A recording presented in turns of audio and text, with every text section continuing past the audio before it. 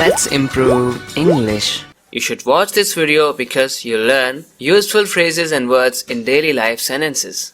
You'll practice well by trying to translate the sentences that I mention in Hindi. You'll learn how to say certain things in multiple ways. You'll have a great listening practice as you watch the video. उन्होंने हमारे बीच में फूट डाल दी.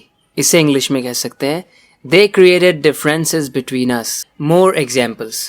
उन दोनों के बीच में फूट मत डालो. Don't create differences between them. तुम्हें उन दोनों के बीच में फूट नहीं डालनी चाहिए थी. You should not have created differences between them. उसका तो काम है लोगों के बीच में फूट डालना. It's his job to create differences among people. उन दोनों को अपने काबू में करने के लिए उसने उन दोनों के बीच में फूट डाल दी.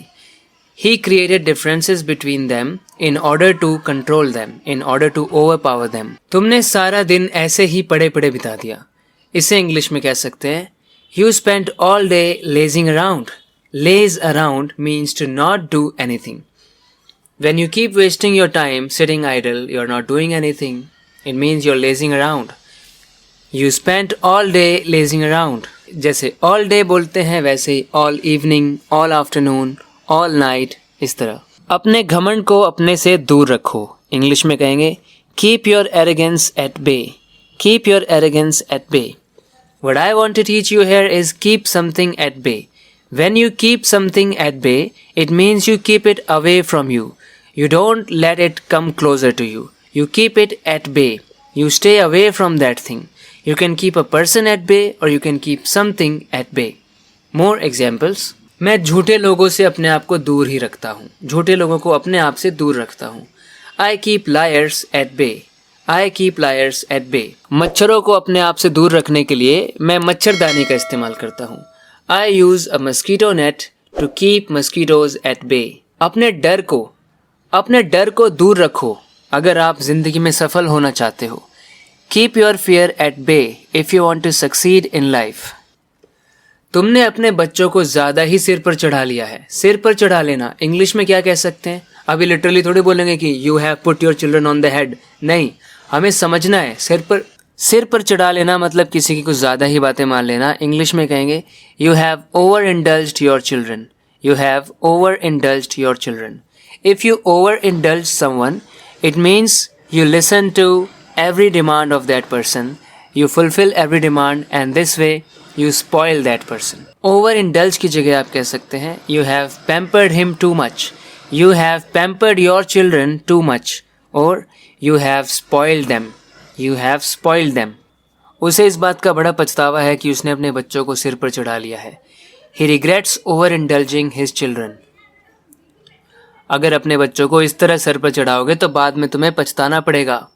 If you overindulge your children like this, you will have to regret it later. क्या आप मेहरबानी करके मुझे यहाँ बैठने देंगे?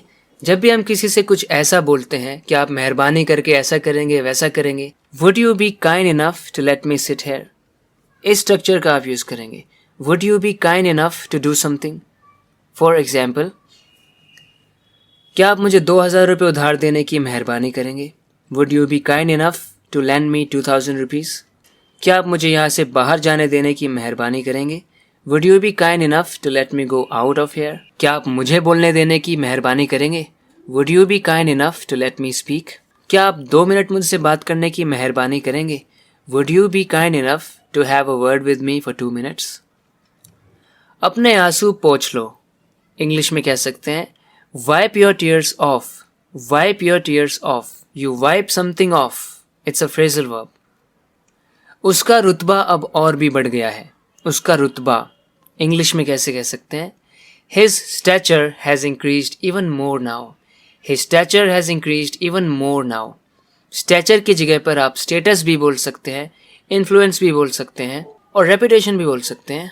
Let's see more examples. मेरा रुतबा उसके सामने कुछ नहीं है. My stature is nothing compared to his. His company has enhanced his stature. उसका इस शहर में बहुत रुतबा है. He has great stature in this city. मुझे उसका कोई सुराग नहीं मिला. इंग्लिश में कहेंगे I didn't find any trace of him. I didn't find any trace of him. मैंने तुम्हें कहाँ नहीं ढूंढा. मैंने क्या नहीं देखा. मैंने क्या नहीं कहा. इस तरह के सेंटेंसेस को हम कैसे कह सकते हैं? इस वाले के लिए हम कहेंगे where all did I not search for you, where all did I not look for you. Where all, कहाँ कहाँ, वेयर ऑल, क्या क्या, व्हाट ऑल, कहाँ कहाँ, क्या क्या, कब कब, कैसे कैसे।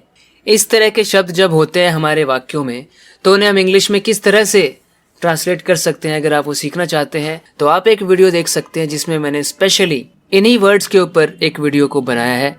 आप उस वीडियो को देख सकते हैं, यहीं पर टॉप राइट कॉर्नर में आपको लिंक मिल जाएगा। फ्रेंड्स, इस वीडियो में इतना ही। आशा करता हूँ आपको ये वीडियो पसंद आई है। अगर आई है तो प्लीज़ इस चैनल को सब्सक्राइब ज़रूर करना, अगर आपने अभी तक नहीं किया है तो।